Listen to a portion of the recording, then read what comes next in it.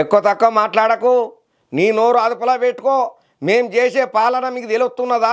మేం చేసే అభివృద్ధి పనులు మీకు కనబడతలేవా? ఎంతమంది మా పేరు చెప్పుకొని బాగుపడుతున్నారు, పబ్లిక్ ఎంత సంతోషంగా ఉంటున్నారు. మేము వచ్చిన తర్వాత తెలంగాణ అద్భుతంగా పడుతున్నది, 10 మందికి అన్నం పెట్టేటట్టు తయారయ్యింది. నువ్వు ఇష్టం వచ్చినట్టు నోరు జారి మాట్లాడి నోరు అదుపులోకి పెట్టుకోకపోతే నీ నోటిని యాసిడ్తోని కడిగి పారేస్తానని చెప్పి బీర్ల ఐలయ్య సారు కేటీఆర్ సార్కు గట్టి వార్నింగ్ ఇచ్చిండు.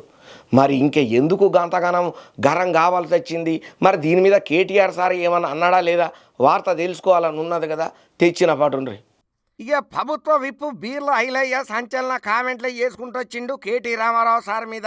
అధికారం కోల్పోయిన తర్వాత పిచ్చెక్కినట్లుగా ఈ కేటీఆర్ వ్యవహారణ చేస్తున్నాడని చెప్పి మస్తు గరానికి వచ్చడే కాదు, అనరాని మాటలను కూడా అన్నాడు. నల్గొండ జిల్లాల సీఎం రేవంత్ రెడ్డి గురించి హవాక్కులు శవాక్కులు మాట్లాడడం మంచిది కాదు, నీకు తగదు ఇది.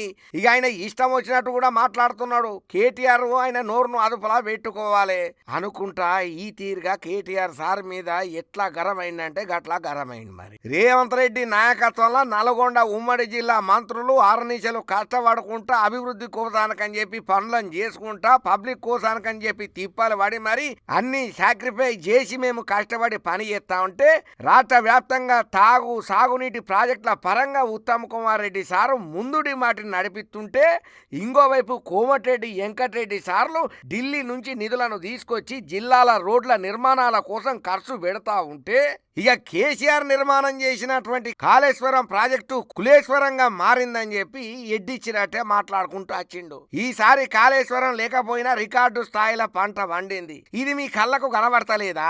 నల్గొండ జిల్లా మా హయాంలా అన్నం పెట్టే జిల్లాగా మారింది. కేసీఆర్ చేసిన అప్పులు తాప్పులకు సీఎం రేవంత్ రెడ్డి సరిదిద్దుతున్నాడు. అది మీకు తెలుసా?